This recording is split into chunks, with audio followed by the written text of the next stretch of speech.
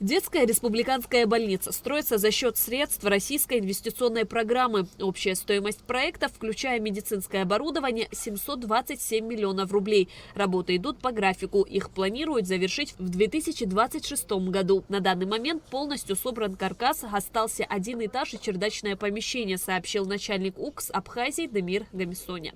На текущий момент строительство осуществляется в соответствии с проектом, прошедшим государственную экспертизу в Российской Федерации, в главгосэкспертизе. Для наилучшего и наибольшего контроля у нас также осуществляется экспертное сопровождение по данному объекту, то есть все изменения, которые вносятся в рамках строительных работ, они все согласовываются с главгосэкспертизой. У нас помимо основного здания здесь находятся еще две парковочные зоны, которые также уже устроены, основная часть проведена. Это 0,3 гектара, это нижняя часть для парковки, 0,24 гектара, да, верхняя часть парковки. Оборудование чье, где, когда будет? Оборудование, значит, перечень оборудования уже согласован с Минздравом. Сейчас мы проводим еще раз конъюнктурный анализ цен, потому что цены по оборудованию часто меняются. И после того, как экспертиза их подтвердит, уже будем заниматься. Пока не закупались? Пока еще нет, пока еще и необходимости в этом нет.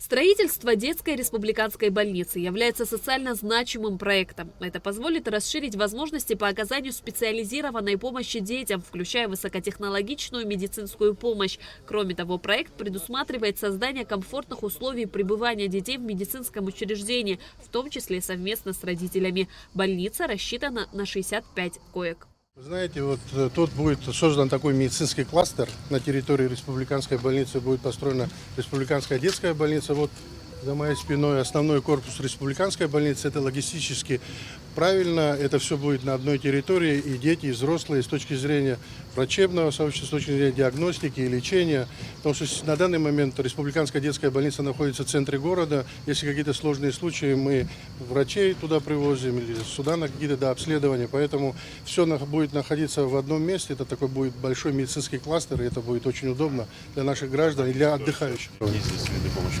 Виды помощи будет диагностические, здесь отделения, будут хирургия, будет лор-отделение, будут профильные диагностические исследования, проводиться компьютерная томография и прочее, и стоматологию планируем. Существует дефицит узкопрофильных специалистов, однако, по словам Эдуарда Будпа, Российская Федерация и Министерство здравоохранения активно помогают в решении этой проблемы. В настоящее время в республике находятся медики из России, педиатры и инфекционисты. Они локализованы в Гагре, Гудауте, Тухарчале и Сухуми.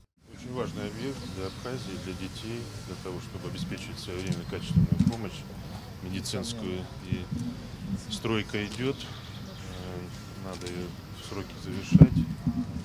Со стороны России будет помощь оказана для того, чтобы инвестиции эти были обеспечены. Потому что это действительно то, что мы видим, как это будет выглядеть. Это очень современное учреждение здравоохранения. Конечно, это улучшит оказание помощи. Надо достраивать, реализовывать в сроки.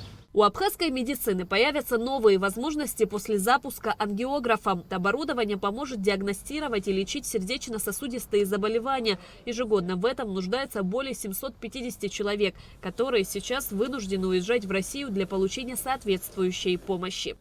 Благодаря помощи Российской Федерации у нас впервые на территории Республики Абхазия строится помещение для эндоваскулярной хирургии. Ангиограф приобретен уже благодаря помощи еще раз Российской Федерации, уже здесь находится на территории, доставлен. Значит, будут проводиться коронарографии, стентирование, потому что сегодня на территории Республики Абхазия такого оборудования не было. Это впервые за 30 лет. Мы отправляем в Сочи, в Краснодар, в Очаповского, в Первую краевую. Но это золотой час, он не всегда выдерживается. Специалисты приедут на первом этапе, нам помогают, будут помогать. Но у нас есть местные специалисты, которые прошли обучение и работали долгое время на территории Российской Федерации, поэтому они также уже будут востребованы. Для ангиографа на территории республиканской больницы строится новое помещение, которое соединится с главным корпусом медучреждения. Запустить центр планируют в сентябре. Шазина Ханагу, Алексей Гухава, Абхазское телевидение.